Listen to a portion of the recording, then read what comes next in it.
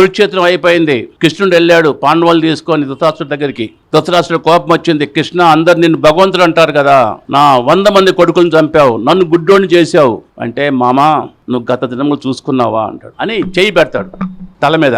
ఇప్పుడు చూసుకో అంటాడు. అప్పుడు కూడా ఈయన రాజే, కానీ తుంటురోడు, అన్ని గిలుతుంటాడు. ఒకసారి ఈయన ఇలా వెళ్తుంటే ఒక సరస్సులో ఒక హంస పిల్లలతో ఆడుకుంటుంది. బాగా క్యూట్గా తెల్లగా ఉంది.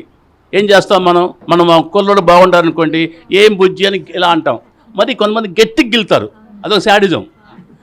అలాంటి శాడిజం ఫేలో ఈయన ధృతరాష్ట్రుడు ఏం చేశాడంటే ఆ హంసకి బాణం వేసి కొట్టాడు. ఆ హంస కళ్ళు మొత్తం పోయినాయి, చనిపోయింది. ఎప్పుడైతే పోయిందో ఆ పిల్లలు మొత్తం పెద్దగా అరిచారు. అరిచినాయి అవన్నీ. ఆ సౌండ్కి ఏమైందంటే సైనికులను పిలిచి అది వాటిని కూడా చంపరా అంటాడు. అవి కూడా చనిపోయినాయి. అవి 100 పిల్లలు.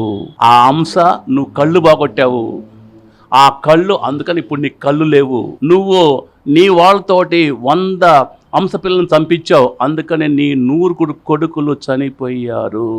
అది కర్మ సిద్ధాంతం.